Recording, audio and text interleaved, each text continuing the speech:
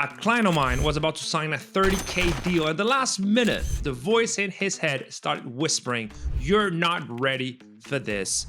Don't get yourself in trouble by signing that deal." Lucky for him, he still got the deal. Why? Because he realized that the voice in his head was not him. It was his mind doing what minds do, generating thoughts. In this case, those thoughts were fear-based and anxiety-ridden and could have very well derailed the deal if he hadn't been trained with Selfmastered tools. This video is about the number one blind spot that this founder was aware of, but most people are not, that makes success so much more hard if unaddressed. Throughout my career, I've seen countless times how those that master what I'm about to share with you have a radically easier and more enjoyable business career, because it truly is the crucible of elite clarity, focus, productivity, and discipline.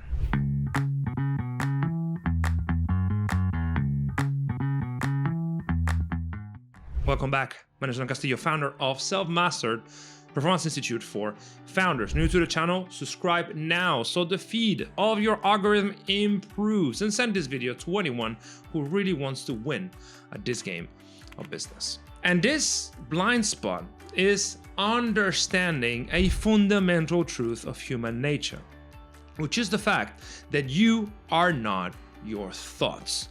Your thoughts are your mind, which is a tool that we have as humans that evolution has given us to navigate the world. But we are not those thoughts. Those thoughts are automatic. They just pop into our consciousness to help us better navigate our life. So who are you? You are the conscious observer of those thoughts. You are the self. And this is the core of many Eastern spiritual traditions, and now Western psychology is catching up to this. Why is this relevant for you as an ambitious, hard-charging entrepreneur? Well, it is very relevant because if you do not know the difference between the self and the mind, you would always going to be believing the thoughts and the emotions that run through your head, which is what most people do. And you'll forever be at the mercy of those thoughts. And as I said before, you do not choose what thoughts pop up in your mind. They pop up based on the crash between your programming and the reality you're living in. So if you happen to be having good thoughts because you're in company of people you like, you're doing stuff you love, you are relaxed, then your performance will naturally be good. But since the mind has a negativity bias, in order to help us survive, we tend to look for the negative in every situation to stay alive and survive. Most of the thoughts are going to be negative. And if you automatically believe every thought, every random occurrence in your head is a fundamental truth, you'll never be able to perform at the highest level, because peak performance requires pushing and letting go of those negative thoughts. So the blind spot is not realizing the gap between the self and the mind.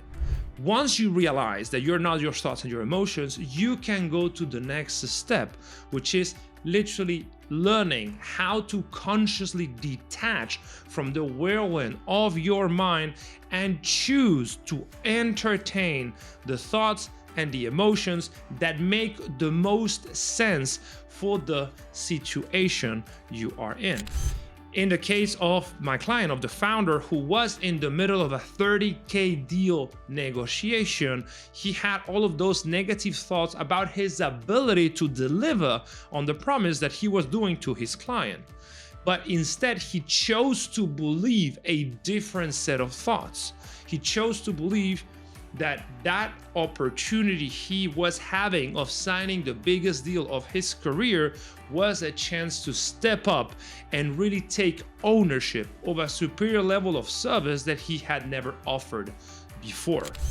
So instead of falling for the trap of the negative thoughts that were coming to his head, he chose to entertain the silver lining that he was able to find in that situation. The key insight, those states are not you. They're just clouds passing through the sky of your mind. And once you see this, you cannot unsee it.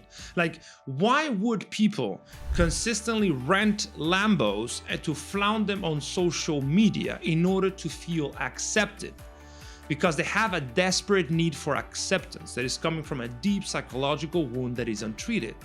The average founder that is not knowledgeable in performance will consistently fall for the trap of believing and entertaining that need for acceptance train of thought. So would gravitate towards this Lambo renting stuff in order just to feel better. The elite founder, the elite performer, instead will actually work on the deep internal wound that is leading him to need that external acceptance in order to heal and not need anyone else's acceptance in order to feel happy and content. Another example that I've seen many times is with sales calls. So for instance, I remember a time in which I had 5 bad sales calls in a row, which had never happened in the past. So on the 6th call, I started having all of these thoughts about why I absolutely needed to close that deal. I couldn't fail. And I started to feel how the pressure was mounting. And that pressure was literally self-inflicted.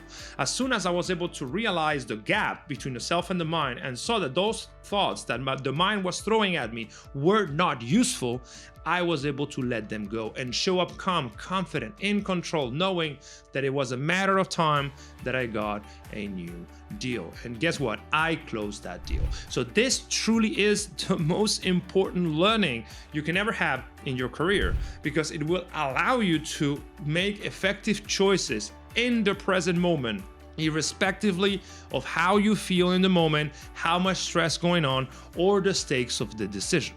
In other words, this will forever prevent any type of self-sabotage that your mind might be tempted to do.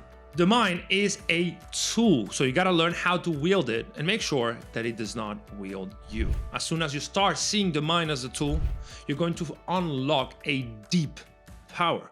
Because your focus, your emotional regulation, your discipline, your ability to consistently do the things you know you gotta do to be actually content with your life so you can have more, to feel gratitude about the present moment, to, in essence, perform at your peak, will be greatly. Now the question becomes, how do you master this fast? Well, step 1 is to first awaken to the gap.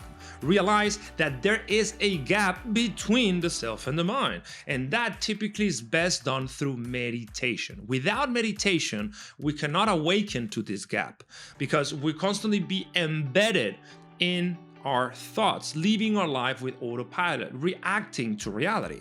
So the first step is to have a consistent meditation practice. I don't care which one you choose. I like Zazen Buddhism one, but you can do transcendental meditation like Ray Dalio.